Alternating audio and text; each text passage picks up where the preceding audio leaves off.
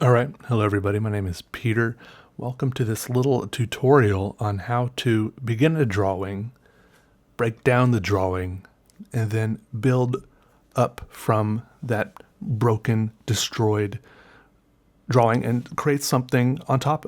It's complicated. We'll see. I'll show it. Look, so basically, the skill set you need for this is some very basic motor skills. You need to be able to grip in your hand say a pencil, a pen, a marker, paintbrush, anything that can make a mark on something else. And you need the wherewithal, the funding, the ability to procure some sort of paper.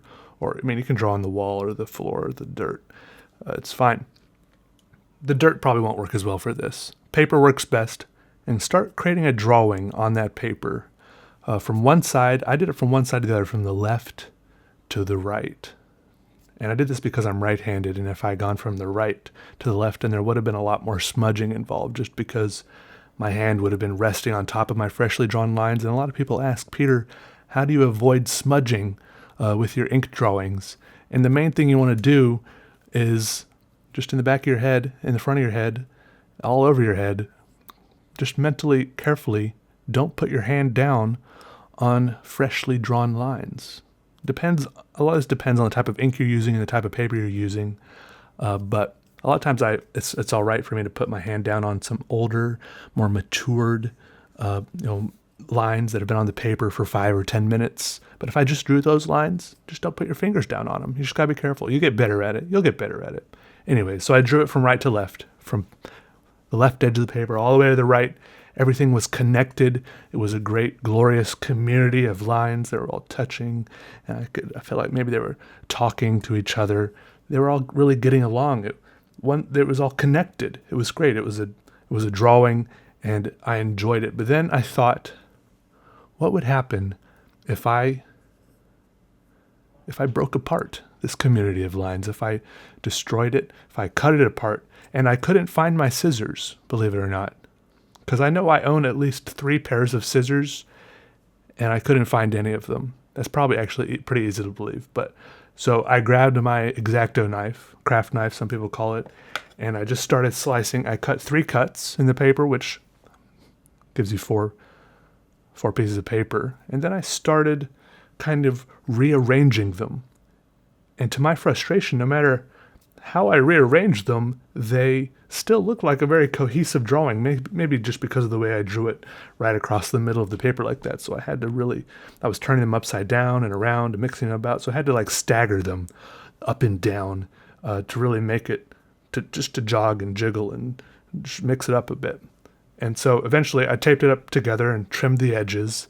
And I had there before me on the desk a brand new drawing. It was the old drawing, broken down and made new again, and I kind of felt like, in a way, I felt like I was collaborating with myself. You know how some people do that thing where, for some reason I don't really feel like doing this that much, but some people do that thing where one person draws something, maybe like half the drawing, and then they send it to the other person builds on top of that and draws the rest of the drawing. For some reason, I don't usually feel like doing that. I guess because you have to interact with people to do that. But this felt like I was kind of collaborating with myself. I drew one thing, and then I kind of remixed it there on the paper, cut it up, changed it to something else, and then I had there in front of me another drawing, something I didn't technically draw, but I made it, and then I built it on top of it. I began the healing process, if you will. Does anyone see where I'm coming from with this? I feel like I'm just sitting here talking to myself. And then people are going to listen to it later. Look like a crazy person sitting here. Anyways, draw a thing, cut it up. It might be difficult to do. You'll sit there with the scissors poised at the edge of the paper. Your hand will start to tremble.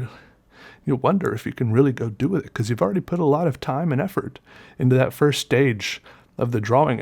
And now, are you really going to destroy your baby, your artistic creation can you trust yourself to rescue it again and build it back up into something greater and better? I believe you can do it. And I believe it's a fun exercise, and it'll be cool to do. It's kind of like those exquisite corpses. That's an old thing.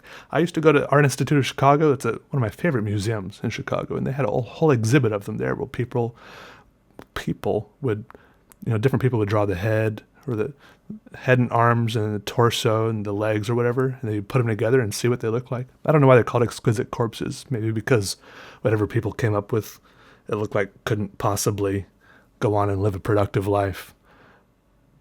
But this is what it reminded me of a little bit. I don't know what this should be called, but it's fun. I would recommend it to anyone with paper and pen and scissors and tape. So, long list of art supplies. You should do it though. It's fun. You don't have to draw this detailed. You can do it much simpler. You could do this in 10 minutes and it would still be cool. I believe in you. All right. See y'all later. Goodbye. Goodbye. All right.